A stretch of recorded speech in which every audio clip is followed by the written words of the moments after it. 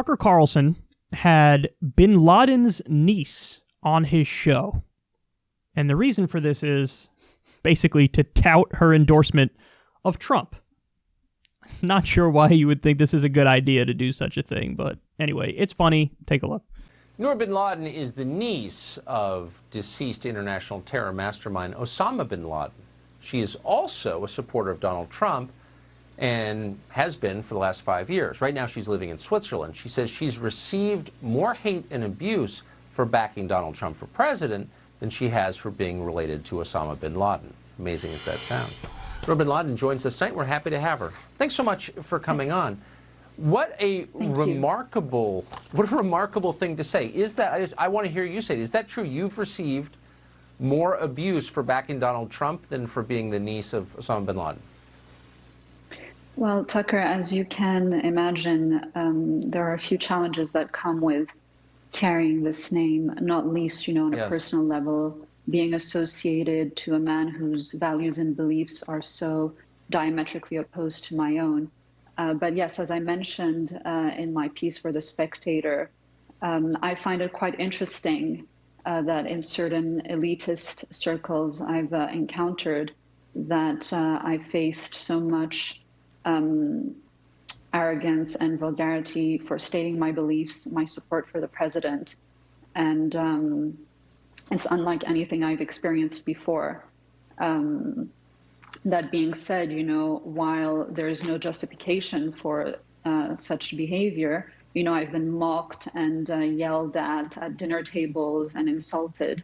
And as I say, there's no justification for it, but I see why, their understanding is limited, because 99% of the media over here in Europe, believe it or not, it's even worse than in the US, but they're based on the fake news in the US and the 6 conglomerates that own these outlets. So that explains part of it.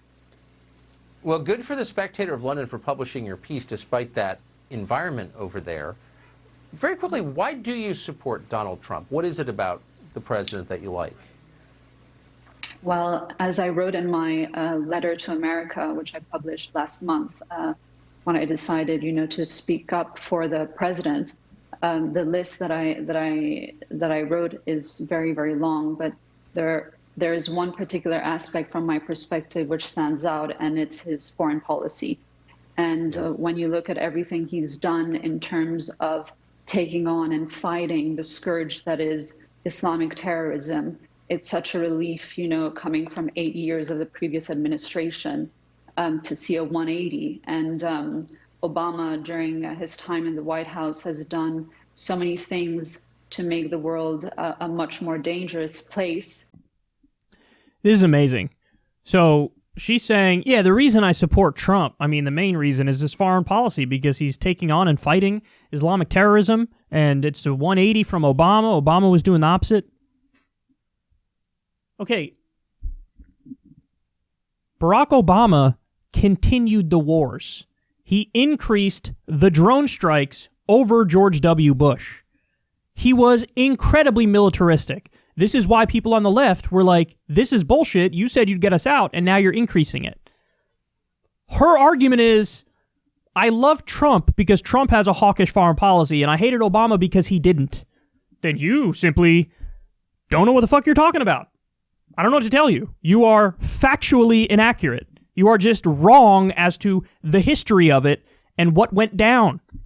And I love this thing with talking about Trump with his foreign policy, because I'm telling you, man, this feeds into my theory that Trump is a blank slate and Republicans just project onto him whatever they want him to be. So you have people like Rand Paul, who is anti-war, and he hears Trump do the anti-war rhetoric, and he's like, that's it. This guy's anti-war. I love him. It's great. But then you have somebody like Noor bin Laden, who's like, oh, I'm in favor of a hawkish foreign policy. You need to take on and fight Islamic terrorism. And she gives Trump credit for doing that. Wait, which is it? Which is it? Is he the anti-war guy, or is he the pro-war guy who's taking on the jihadists? Which is it? Those are contradictory. You have to pick one. Okay? But this is what Republicans do. Trump will say both things, and then a Republican voter, many of them, will just say, I'm going to pick the thing he said that I like, and I'm going to pretend that that's the thing he agrees with and will actually do and carry out. So, by the way, what is the reality of the situation? Trump is incredibly hawkish, just like Obama was. He's incredibly hawkish. His record is continuing the war in Iraq, continuing the war in Afghanistan, wants to add Iran to the list, wants to add Syria to the list, has done some bombing in Syria. I mean, Venezuela as well. I mean, damn near, it's an economic war being waged on Venezuela, but they would definitely try to overthrow. There was an attempted coup recently. Did the U.S. have something to do with it? Probably, even though they might pretend otherwise. So he's incredibly hawkish. But it's amazing to me that this is like, that's your argument? That's the reason you support him? He wants to do more war, and Obama didn't. Obama did more war, and Trump did more war. So basically, you just like any U.S. imperialist. Funny how when Obama was imperialistic, you just pretended like he wasn't. Again, this says a lot about her and what she believes, and nothing about what's actually being done. And by the way, Tucker, who has given Trump credit for sounding anti-war, sitting there nodding along in agreement as she's like, I love Trump because he's pro-war. So everything's so stupid. This is so stupid. By the way, when you are the son of a famous terrorist or a daughter or a niece or a nephew of a well-known terrorist, this is what a teenage rebellion looks like as it goes on, right? This is what a teenage rebellion looks like. Like, you know, we've all been there.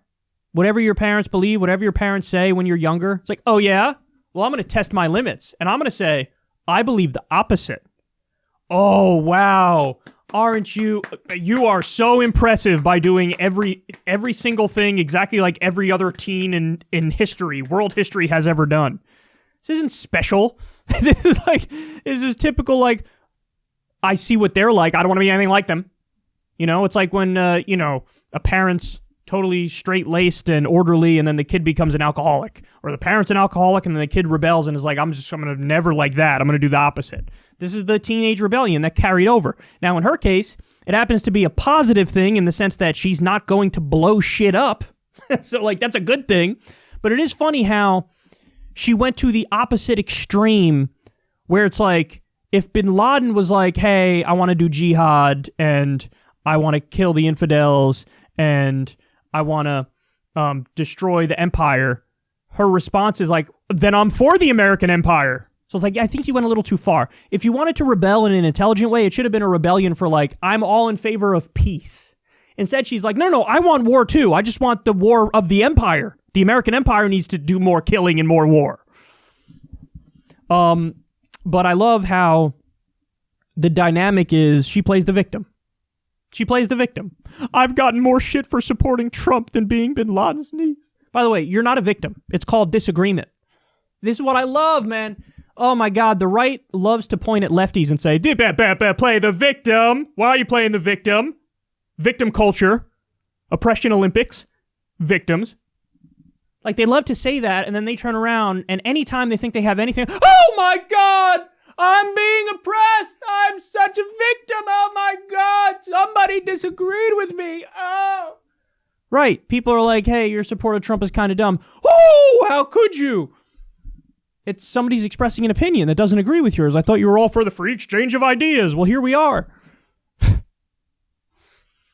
By the way, it makes sense that people are more critical of you for supporting Trump than being bin Laden's niece, because you can't control that you're bin Laden's niece.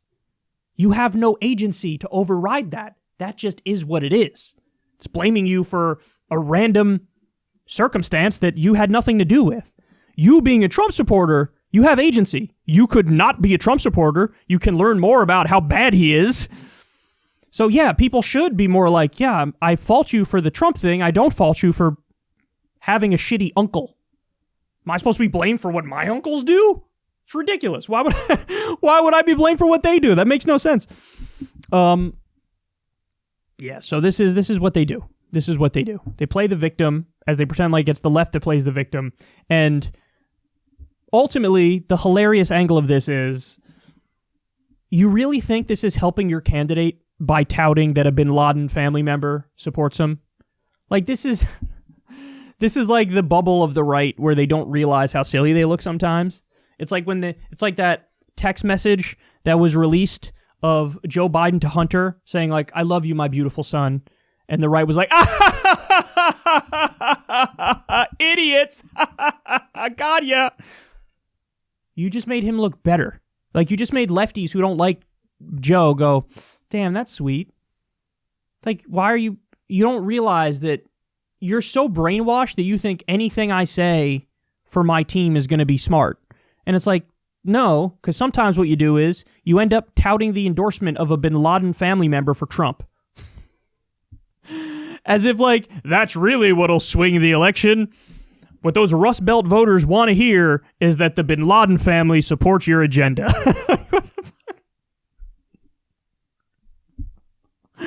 So funny. It's ridiculous how they function, but here it is. Playing the victim and touting the Trump endorsement. This is hilarious.